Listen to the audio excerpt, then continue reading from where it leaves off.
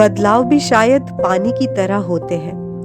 कब किसी मन और रिश्ते के बीच में आकार ले लेते हैं कि भनक तक नहीं होती।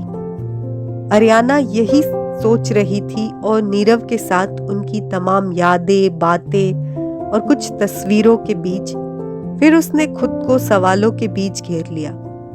क्या हुआ मुझसे ऐसा? क्या मैंने कुछ गलत बोल दिया था? क्या उसका मन भर गया? और अपने मन से नाकाम लड़ाइयों के बाद उसने नीरव का नंबर डायल कर दिया और एक बार फिर नजरअंदाजी ही हाथ आई। उम्मीद शायद इंसान को कमजोरी और सबसे ताकतवर महसूस करवाता है, पर अक्सर इंसान भूल जाता है कि उम्मीद भी वहीं पलती है जहां उम्मीद का एहसास महफूज हो। अक्सर ये जिम्मेदारी हम गलत हाथों में सौंप देते हैं। बस यही सब सोचकर अरियाना खुद को मजबूत करती और फिर हार जाती। नीरव अरियाना के भावनाओं, उम्मीद, प्यार से मीलों दूर दूसरे शहर में बैठा था। उसने अपने फोन की घंटी बजते हुए सुनी और स्क्रीन पे अरियाना लिखा था। उसने उसको महत्व ना देते हुए रिमोट का बटन दबाते हुए चैनल शफल करने लगा। आज पूरे 2 महीने हो गए थे नीरव को अनजान शहर में काम करते और अरियाना के कॉल्स, मैसेजेस का जवाब ना देते हुए।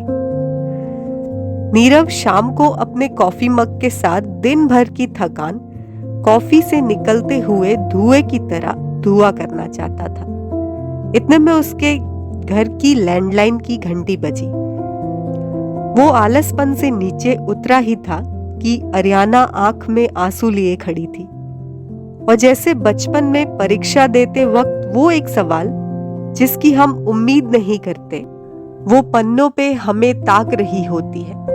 बस नीरव को भी यही महसूस हुआ।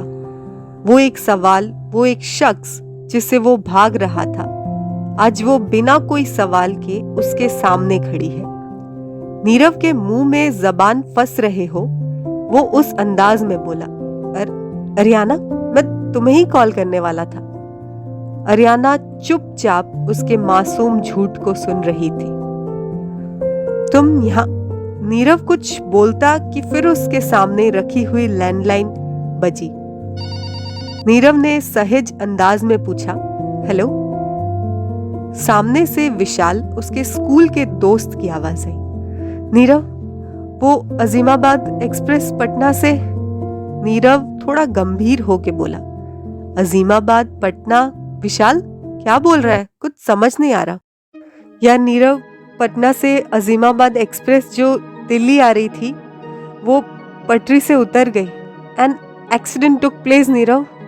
करीब 500 लोग घायल हुए हैं। और अरियाना? नीरव ने अरियाना की आंखों में देख के कहा, हाँ अरियाना यही है। Neerav, Ariana is no more with us, she left us. Neerav के हाथ में लैंडलाइन यूं ही थमा रहा और उसने पलकें उठाकर देखी। वहां न कोई अरियाना थी, ना उसके परेशान करने वाले टेक्स्ट मैसेजेस, ना कॉल्स।